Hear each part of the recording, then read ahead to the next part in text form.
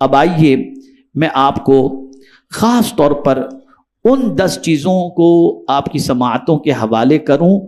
پہلے تو یہ بتا دوں کہ نصیحت قبول کون کرتا ہے، جیسا کہ فرمایا گیا فَذَكِّرْ فَإِنَّ الذِّكْرَىٰ تَنفَعُ الْمُؤْمِنِينَ، نصیحت کرو کہ نصیحت ایمان والے قبول کرتے ہیں۔ اسی طریقے سے ایک مقام پر فرمایا گیا وَذَكِّرْ فَإِنَّ، اللہ عز و جل نے ارشاد فرمایا کہ نصیحت کرو کہ نصیحت جو ہے وہ نفع پہنچاتی ہے، لیکن کس کو نفع پہنچاتی ہے؟ اس کو قرآن نے مینشن کیا سَيَذَّكَّرُ مَن يَخْشَىٰ، جو اللہ سے ڈرتا ہے نصیحتیں اسے نفع پہنچاتی ہیں، اور اگر نصیحتیں ہمیں اثر نہ کریں تو سمجھ لینا چاہیے کہ ہمارے دل میں اللہ کا ڈر نہیں، سمجھ لینا کہ ہمارے دل میں اللہ کا ڈر نہیں۔ اب آئیے بڑی پیاری نصیحت تفسیر روح البیان کے اندر بیان کی گئی، فرماتے ہیں کہ 10 چیزوں پر نصیحتیں مشتمل ہیں کہ یہ 10 چیزیں عوام کے سامنے پیش کی جائیں تاکہ سامعین کو نفع حاصل ہو۔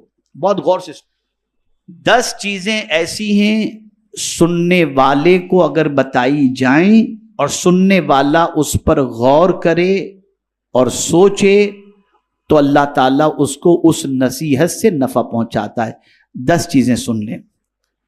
لوگوں کو اللہ کی نعمتیں یاد دلائیے تاکہ وہ اللہ عز و جل کا شکر کریں۔ کس نے دی زمین؟ کس نے دی آسمان؟ کس نے دولت دی؟ کس نے آنکھ دی؟ یہ ساری نعمتیں اللہ کی دی ہوئی ہیں،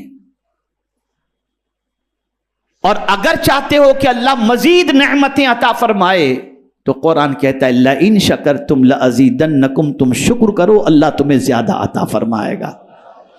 اور جتنی تکلیفیں آتی ہیں، توجہ چاہوں گا یہ جملہ پوری تقریر یاد رہے یا نہ رہے لیکن اس کو یاد رکھیے گا، جتنی بھی تکلیفیں آتی ہیں وہ ساری تکلیفوں کا سب سے پہلا سبب ناشکری ہے، سب سے پہلا سبب۔ اس کے پاس یہ، میرے پاس یہ نہیں، وہ یہاں میں، بس یہی سب چلتا ہے۔ اور اس کو میں قرآن سے سمجھا دوں، اللہ فرماتے ما یفعل اللہ بعذابکم ان شکرتم، اللہ تم کو عذاب دے کر کیا کرے گا اگر تم شکر کرو۔ نادانو، تم شکر نہیں کرتے اس لیے تم تکلیف میں گرفتار ہو، شکر کرو تو اللہ تمہیں زیادہ عطا فرمائے گا۔ نعمتوں کو یاد کرو، یہ ہوا بغیر پیسے کے مل رہی ہے، آکسیجن بغیر پانی مل رہا ہے، یہ نعمتیں کون دینے والا ہے؟ اللہ دینے والا ہے۔ اب اس کی نہ سنے تو کس کی سنے؟ یہاں علماء تشریف فرما ہے، طلباء تشریف فرما، ایک بہت حکمت کی بات بتاؤں، اللہ عز و جل نے جبرن کسی کو نہیں کہا کہ مجھے مانو، توجہ چاہوں، جبرن نہیں کہا کہ مجھے اللہ مانو۔ اللہ نے عقل عطا فرمائی، انسان کے پاس تو عقل ہے نا، جانور کے پاس نہیں، انسان کے پاس تو عقل ہے نا، اللہ نے عقل دے دی، عقل دے دی۔ کافروں کو بھی اللہ نے نہیں فرمایا کہ جبرن مجھے خدا مانو، اس نے جبرن نہیں فرمایا، اس کو روزی دے رہا ہے، پانی دے رہا ہے۔ سورج نکلتا ہے تو تھوڑی مسلمانوں پر نکلتا ہے، سب پر نکلتا ہے کہ نہیں نکلتا؟ بارش برستی ہے تو سب فائدہ اٹھاتے ہیں، آکسیجن سے سب فائدہ اٹھاتے ہیں، مسلم ہو نان مسلم ہو، اللہ کو ماننے والے ہو نہ ماننے والے ہو۔ اے اللہ، جب تو اتنا سب کچھ دے رہا ہے تو اپنے آپ کو منواتا کیوں نہیں ہے جبرن؟ تو اللہ فرماتے ہیں میں نے عقل دی اور یہ ساری چیزیں عطا کی تاکہ عقل سے بندہ سوچے تو صحیح، میں اس کو نہیں مانتا پھر بھی مجھے روزی دے رہا ہے، پھر بھی مجھے آکسیجن دے رہا ہے، پھر بھی مجھے پانی دے رہا ہے۔ کون ہے یہ سب دینے والا؟ کون ہے؟ اب جب وہ عقل کا استعمال کرے گا تو پھر اس کا وجدان کہے گا کوئی تو ہے جو مجھے دے رہا ہے، وہی دینے والی ذات کا نام اللہ ہے، اللہ ہے۔ تو جبرن اللہ نے نہیں منوایا، نعمتیں دی۔ دیکھو ان نعمتوں کو، کون ہے یہ نعمتیں دینے والا؟ کون ہے ہوائیں چلانے والا؟ کون ہے سورج کو پیدا کرنے والا؟ تلاش کرو، جب تم دیکھو گے تو تمہیں وہی ذات نظر آئے گی جسے ہم اللہ عز و جل کہتے ہیں۔ تو اللہ کی نعمتوں کا شکر ادا کرو۔ دکھ اور تکالیف کا ثواب بتائیں تاکہ صبر کریں۔ اب بخاری شریف کی ایک حدیث سنا دوں تاکہ آپ سمجھیں. میرا ایک ٹاپک ہے انشاءاللہ میں اس پر مطالعہ کر رہا ہوں. ہر دکھ میں ایک نعمت میرا موضوع ہے انشاءاللہ. پھر کبھی میں عرض کروں گا قرآن و حدیث کی روشنی میں. ہر دکھ کے پیچھے ایک نعمت چھپی ہوئی ہے.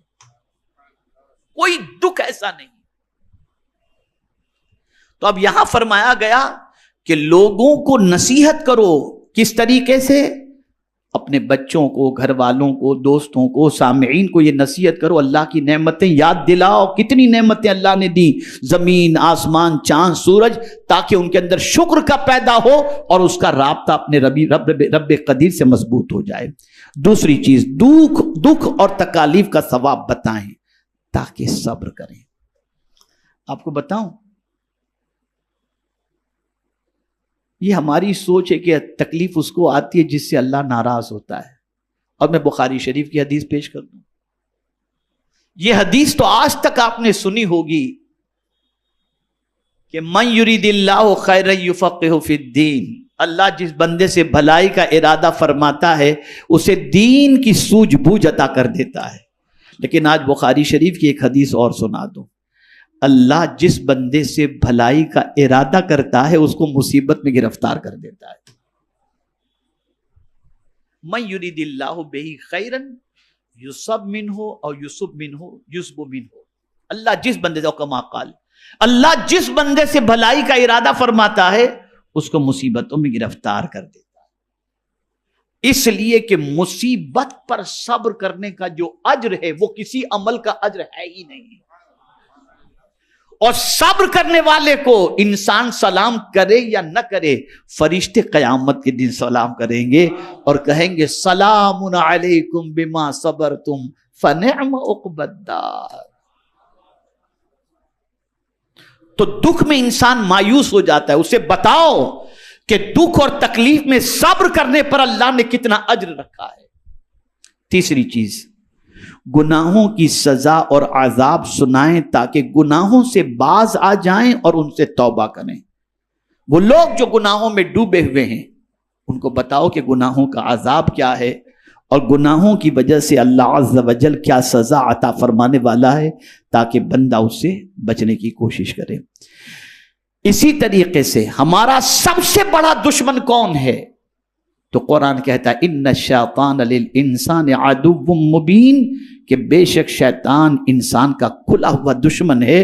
اب اس کے مکر و فریب، اس کی چال، اس کی عیاری، اس کی مکاری یہ بتاؤ تاکہ لوگ اس کے مکر سے بچیں. تو فرمایا گیا شیطان کے مکر و فریب بتائیں تاکہ اس سے ڈر کر کے بچ جائیں.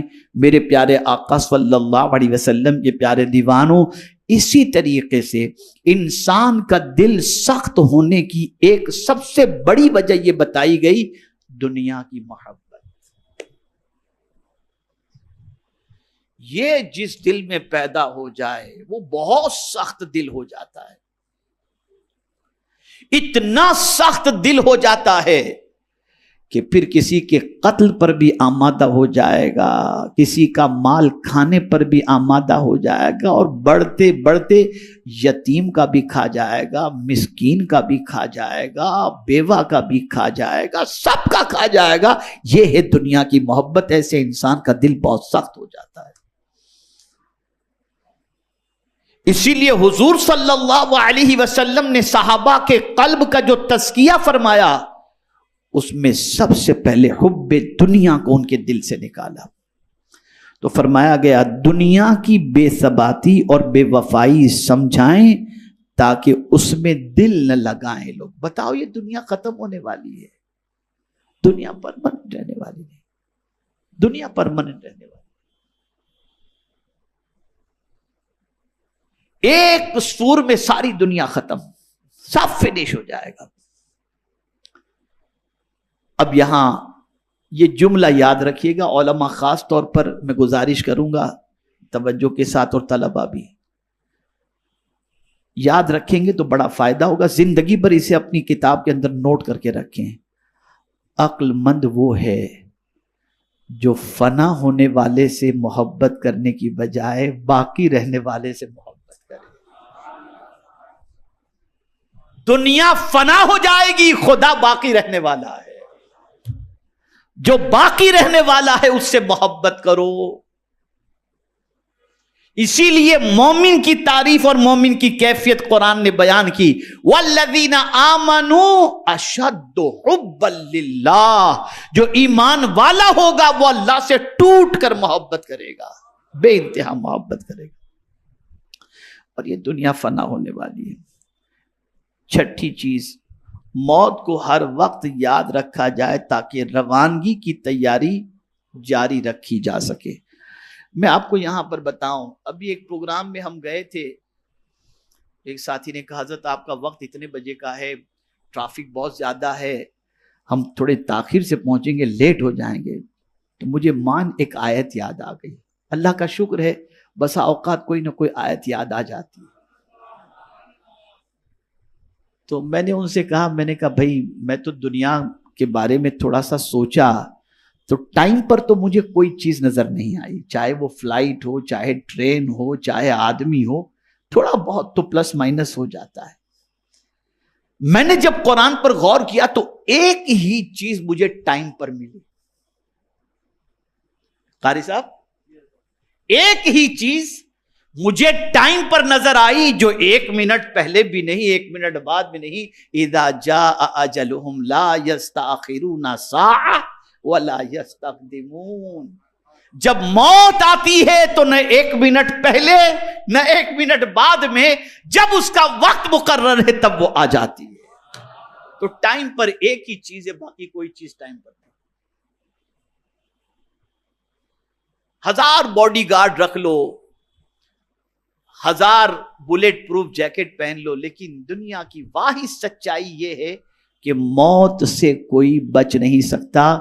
اور یہ جملہ بھی بڑا میرا مقبول ہوا تھا کہ ہم نے بہت کچھ جمع کر کے رکھا, لیکن قدرت کا قانون یہ ہے یا دے کے مرو یا چھوڑ کے مرو, لے جانے کچھ بھی نہیں ملے گا.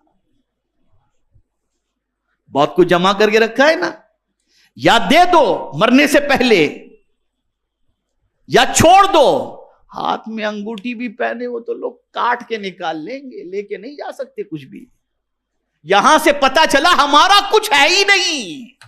جسے ہم کہتے ہیں کہ یہ ہمارا ہے, ہمارا کچھ نہیں ہے. فلسفہ سمجھ لو, یہ اللہ نے استعمال کرنے کے لیے دیا ہے. جب تک وہ چاہے گا تم استعمال کرو گے, پھر یہ کسی اور کو دے دے گا. اسی لیے اس کا قانون ہے, دے کے مرو یا چھوڑ کے مرو, لے جانے کچھ بھی نہیں ملے گا. کچھ بھی لے جانے نہیں ملے گا. اور موت کا وقت کسی کو نہیں معلوم. تو دل کی سختی کو دور کرنے اور نصیحت کو حاصل کرنے کے سلسلے میں موت کا تذکرہ لوگوں کو بتایا جائے اور موت کو ہر وقت یاد رکھنے کی تاکید کی جائے. اسی طریقے سے 7ویں چیز, قیامت کو زیادہ سے زیادہ یاد دلایا جائے تاکہ اس کے لیے زاد راہ جمع کیا جا سکے. لوگوں کو بتایا جائے قیامت ایک دن ہے, آخرت کا دن ہے, وہاں کیا چیز کام آئے گی اس کو بتاؤ, وہاں کی سچویشن کیا ہوگی اس کو بتاؤ, وہاں کون کس کے کام آئے گا بتاؤ. میری ایک کتاب خریدیے گا مکتب سے, محشر میں حضور کہاں ملیں گے. کوئی نہیں ملے گا, کسی کا پتہ نہیں, لیکن حضور کا پتہ معلوم ہے. حضور نے خود بتا دیا میں کہاں ملوں گا. اور کہاں ملیں گے؟ جہاں سخت حاجت ہے وہاں مصطفیٰ پیارے تشریف فرما ہوں گے. پل صراط پر ملیں گے, میزان پر ملیں گے, حوض کوثر پر ملیں گے. یا رسول اللہ آپ کی عظمتوں پر قربان کہ جن کوئی بھی مصیبت ایسی نہیں جس کے حل کے لیے آپ پہلے سے موجود نہ ہوں. یہ مصطفیٰ جان رحمت صلی اللہ علیہ وسلم. اور سب سے بڑی شان جو ہے نا حضور کی, اگر کچھ بیان نہ بھی کی جائے, صرف ایک شان بیان کی جائے, وہ شان محبوبیت. قاری صاحب توجہ چاہوں گا, اعلیٰ حضرت نے اس کو بہت فوکس کیا. ہر شان اپنی جگہ پر, لیکن اللہ کی بارگاہ میں جو محبوبیت کا مقام ہے وہ اس سے بڑھ کر. تو اعلیٰ حضرت کیا اٹھے یار, محبوب میرے آقا اللہ کے کتنے محبوب ہیں تم جانتے ہو؟ میں تو مالک ہی کہوں گا. اتنے محبوب, میں تو مالک ہی کہوں گا کہ ہو مالک کے حبیب. یعنی محبوب و محب میں نہیں میرا تیرا. اگر مولا نے سورج غروب کر دیا، محبوب نے اشارہ کیا، سورج پلٹ کر آ گیا، تو محبوب سے نہیں فرمایا میں نے ڈبا دیا تو نے نکالا کیوں؟ اس لیے کہ محبوب محبوب ہے. میں تو مالک ہی کہوں گا کہ ہو مالک ہے. یعنی محبوب و محب میں نہیں میرا تیرا. تو قیامت میں حضور کام آئیں گے صلی اللہ علیہ وسلم. تو اس موقع کی کیفیت کو بتاؤ، وہاں کے حالات کہ کوئی کسی کے کام نہیں آئے گا. اور خاص طور پر میں دو چیزوں کا ذکر کر دوں. یوم لا ینفع مال ولا بنون، قیامت کے دن نہ مال نفع پہنچائے گا، نہ بیٹے نہ اولاد نفع پہنچائے گی، الا من اتى اللہ بقلب سلیم. یہ دیکھیے بات قلب کی ہی آ گئی. جو اپنا سلامتی والا دل لے کر کے آئے گا، یہ دل قیامت میں اس کو نفع پہنچائے گا. تو دل اگر سخت ہو جائے تو اللہ خیر فرمائے، اللہ خیر فرمائے. اس دل کی سختی سے اللہ خیر فرمائے. آٹھویں چیز، دوزخ کے عذاب کے حالات بتائے جائیں تاکہ ان سے بچ سکیں. اب پہلے ہی میں نے عرض کر دیا فَوَيْلٌ لِّلْقَاسِيَةِ قُلُوبُهُمْ. ویل، یہ ویل کیا ہے؟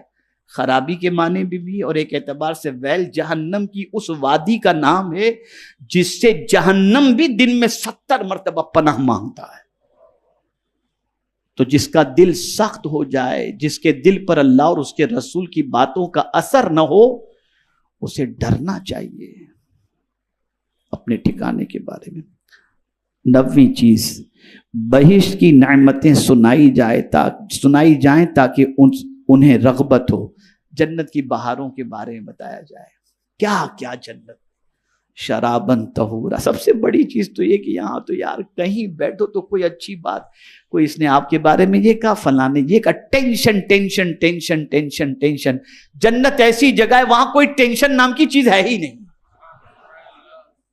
کوئی ٹینشن کی بات نہیں. آدمی چاہتا ہے کہ دنیا میں میری تمنا پوری ہو. توجہ چاہوں گا اس جملے پر. آدمی چاہتا ہے دنیا میں میری تمنا پوری ہو. اللہ فرماتے تو دنیا میں میں جو چاہتا ہوں وہ تو کر، جنت میں تو جو چاہے گا میں وہ کروں گا. تو ہماری تمنا پوری ہونے کی جگہ دنیا نہیں جنت ہے. وَلَكُمْ فِيهَا مَا تَشْتَهِي أَنفُسُكُمْ وَلَكُمْ فِيهَا مَا تَدَّعُونَ. جو چاہو گے اللہ تمہیں عطا. اور کوئی محنت بھی نہیں کرنی، کمانے بھی نہیں جانا. خیال ہوا کہ یار یہ مل جائے تو فوراً سامنے آ جائے. یہ قیام.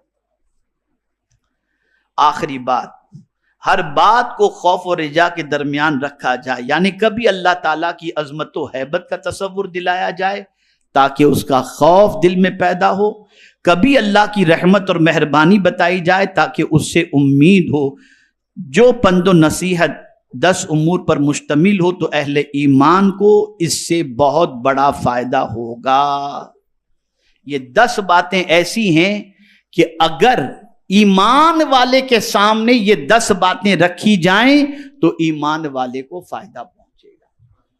تو میرے پیارے آقا صلی اللہ تعالی علیہ وسلم کے پیارے دیوانوں، ضرورت اس امر کی ہے کہ ہم جو ہے اللہ عز و جل کے فرمان پر عمل کریں، رسول رحمت صلی اللہ علیہ وسلم کی تعلیمات پر عمل کریں اور اپنے دل کو سختی سے بچائیں، اور جو چیز دل میں سختی پیدا کرتی ہے اس سے بچنے کی کوشش کریں.